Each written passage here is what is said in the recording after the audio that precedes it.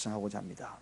하지 말라는 것은 굉장히 어쩌면 소극적인 말씀이 될 수 있고요, 하라는 말씀은 굉장히 적극적인 말씀이 될 수 있습니다.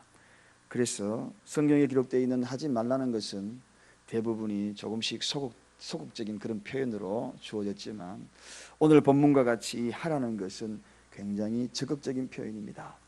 적극적으로 하라는 이 표현이 무엇인가요? 오늘 본문에 소개되기를 원수를 사랑하라 하는 것이 굉장히 적극적인 표현이라는 것입니다. 하나님의 명령 가운데에서도 해도 되고 하지 않아도 되고 그런 표현이 아니라 굉장히 적극적으로 하라, 이런 명령의 말씀입니다. 그래서 오늘은 이 원수를 사랑하라, 이 명하신 하라는 이 말씀을 좀 더 구체적으로 알아보고자 합니다. 진정하게 원수를 사랑하기 위해서는 어떻게 사랑을 하는가? 희생이 없이는 원수를 사랑할 수가 없다는 것입니다. 특별히 원수에 대한 사랑의 원칙이 있습니다. 그것은 바로 희생이라는 거죠. 희생이라는 것이 없으면 결코 원수를 사랑할 수가 없다. 좋은 사람에게는 그 좋은 감정을 느끼는 것은 당연한 것이거든요. 그리고 그 좋은 사람에게는 우연하게 다가오는 그 사랑을 전하는 것, 그 자체가 느껴지는 것도 당연한 이야기입니다. 그런데 나쁜 사람을 사랑한다는 것은 참 어렵지요. 거기에는 희생이 없으면 사랑하기가 어렵다는 것입니다. 그리스도의 희생적 사랑을 경험하지 아니한 사람은 결코 그런 사랑을 할 수가 없다는 것이, 그래서 원수를 사랑한다는 것은 굉장히 높은 차원의 영역의 사랑입니다. 말 그대로 하늘 사랑이죠. 말 그대로 성도가 할 수 있는 그런 사랑입니다. 왜냐하면 예수 사랑을 경험하지 못한 자는 결코 이 원수를 사랑한다는 것은 있을 수가 없기 때문입니다. 그래서 우리 교회 제일랜드라는 것은 예수 사랑, 그 예수 사랑을 경험하지 못한 사람은 결코 원수를 사랑할 수 없다는 것입니다. 그래서 그 차원은 굉장히 높은 영역입니다. 오늘 저와 여러분들이 예수 사랑을 경험했는가 하지 않았는가, 거기에 따라서 원수를 사랑할 수 있는가 없는가, 이 질문을 우리가 받게 되는 것입니다.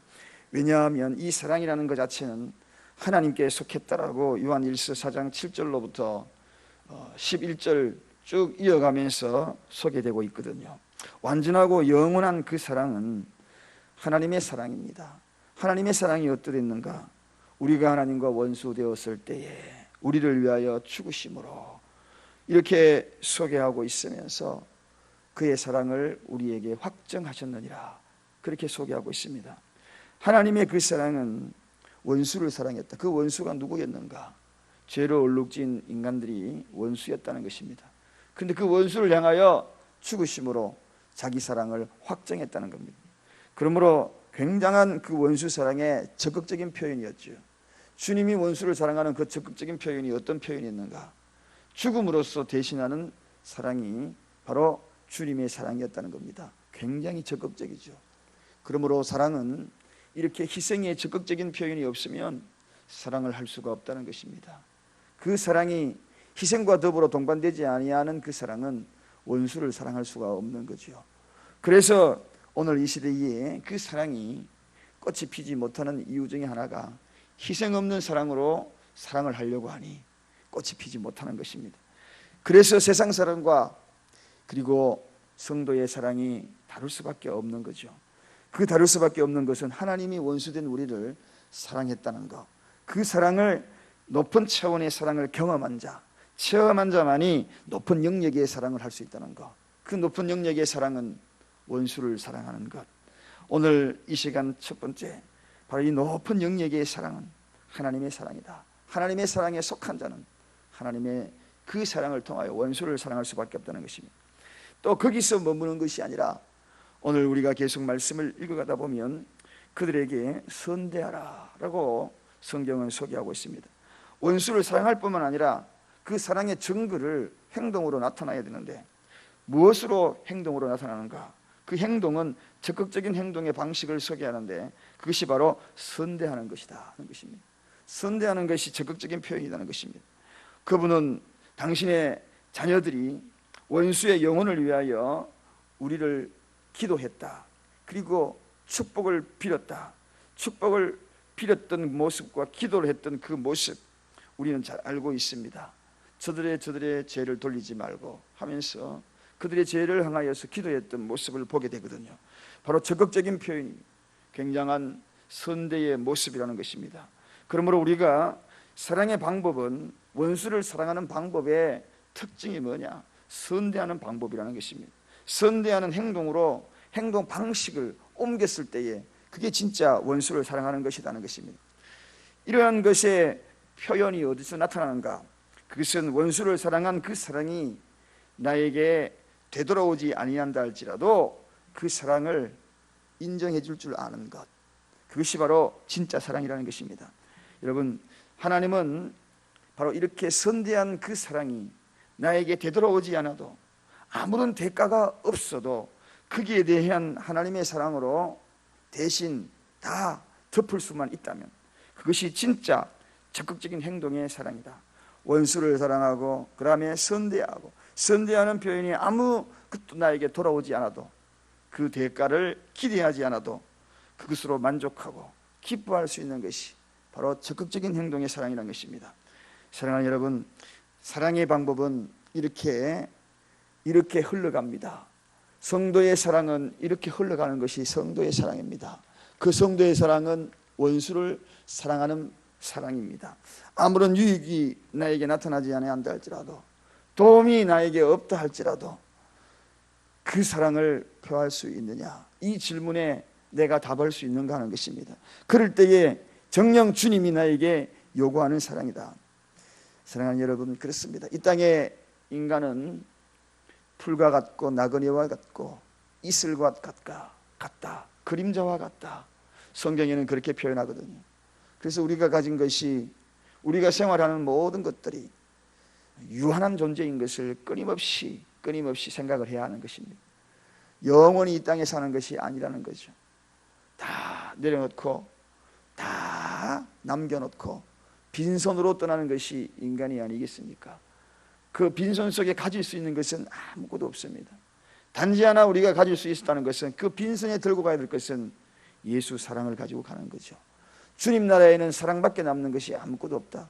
이 땅에 그 모든 것들도 다 남겨놓고, 믿음도 소망도 이 땅의 것입니다.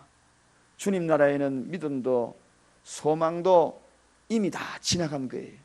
이 땅에서는 믿음을 가지고 이 땅에서는 소망을 가지고 살아가지만 주님 나라에게서는 그것을 다 지나가는 것입니다. 오직 남을 수 있는 것은 하나, 사랑밖에 남는 것이 없다는 것입니다. 그래서 주님 나라에는 사랑밖에 없어요. 주님을 사랑하고 함께했던 성도들을 사랑하고 그곳에 하나님을 찬양하는 그러한 모습, 그렇습니다. 그래서 이 땅에 있으면서 우리가 해야 될 일은 뭔가? 원수를 사랑하면서 불쌍하고 가난한 자들을 위하여 기도하고 중보하고 사랑을 나누어 주고 후히 베풀고, 그리고 그 사랑을 잊어버리고, 그리고 빈손으로 주님 나라에 가는 것이죠. 그 빈손에 담겨져 있는 것은 예수 사랑만 담고 가는 것입니다. 이렇게 될 때에 하나님의 명령에 순종한 자들에게 돌아오는 축복이 뭐냐는 것입니다. 원수를 내 몸과 같이 사랑하라 그랬는데, 이웃을 내 몸과 같이 사랑하라 그랬는데, 이렇게 돌아오는 자의 축복이 뭐냐는 것입니다. 이 계명을 하라는 적극적인 이 표현에, 이 계명을 순종했을 때 우리에게 돌아오는 것이 뭐냐는 것입니다. 거기에 대한 합당한 축복이 있다는 것입니다. 그 축복이 오늘 본문의 이야기가 아닙니까?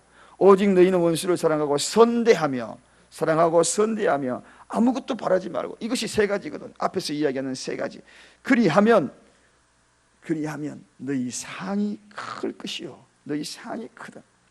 그 상이, 우리에게 주어지는 그 상이, 우리가 가히 짐작할 수 없는 그 상이기에 표현할 수 없어서 그냥 상을 준다는 것이 아닙니다. 큰 상을 주겠다는 것입니다. 상상할 수 없는 그러한 주님의 상이 기다리고 있다는 것입니다. 또 지극히 높으신 아들이 되겠다. 그렇습니다. 하나님의 아들이 되는 근거가 바로 거기에 있는 거죠. 그래서 아까 제가 서두에 이야기했듯이 사랑을 받아본 자, 예수 그리스도의 사랑을 체험한 자만이 그 사랑을 전할 수가 있는 것입니다. 이 사랑을 경험하지 못한 자는 결코 사랑의 증거자가 될 수가 없는 것이죠.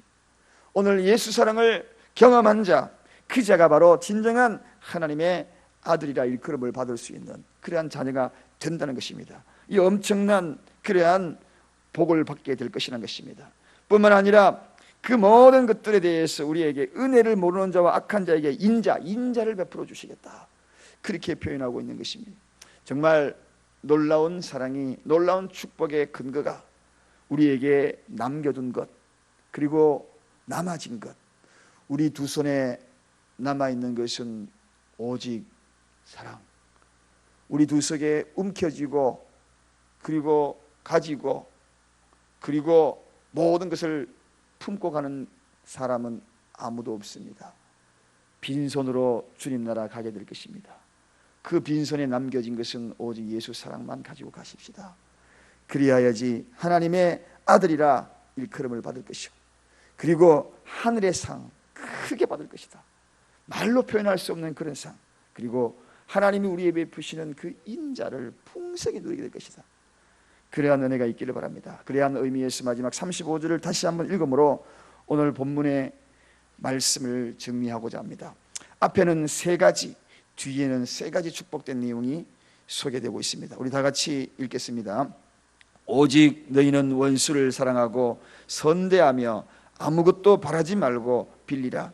그리하면 너희 상일 클 것이요 또 지극히 높으신 이의 아들이 되리니 그는 은혜를 모르는 자와 악한 자에게도 인자로우시니라.